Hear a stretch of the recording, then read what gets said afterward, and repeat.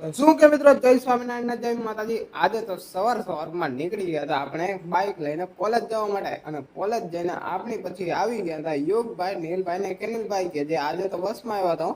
અને પછી સવારમાં આપણી પાસે કોલેજ વાળા ઉપડાયા હતા ટેકબોર્ડ, અને ધક્કા મારીને તો આપણે સાહસ ચડી ગયો ભાઈ, માંડ ગયા। એની પછી આજે આપણે લગાવવું પડ્યું હતું સ્કેચ ટેકબોર્ડ ઉપર, અને પછી હું, નીલ ને કેનિલભાઈ નીકળી ગયા હતા નાસ્તો કરવા માટે।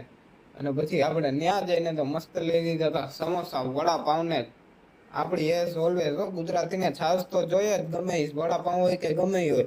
જોઈ દાદા કેનિલભાઈ તો આપણા ચટણીમાં સોડા નાખતા ભાઈ, આ તો કઈક અલગ જ આઈટમ છે। નીલભાઈ કે મારો વિડીયો લેતા ને એટલે હાથે કરી લઈ લીધા, શહેરમાં ગયા। અને પછી જોયું ને તો છેલ્લે તો સમોસાની અંદર છાશ પડી ગઈ, સારું કર્યું એક બટકું જતું, નકર મારો જીવ ગયો જાત। પછી ક્લાસમાં આવીને તે કોકે આપણને નાસ્તો આપ્યો હતો, એટલે આપણે કરી લીધો તો થોડો ઘણો નાસ્તો। અને પછી આપણે નીકળી ગયા હતા ઘરે જવા માટે, અને આપણા કેનિલભાઈ તો મોટા દેશ ભક્ત થયો, જો જેને કેવો ફરકાવે છે।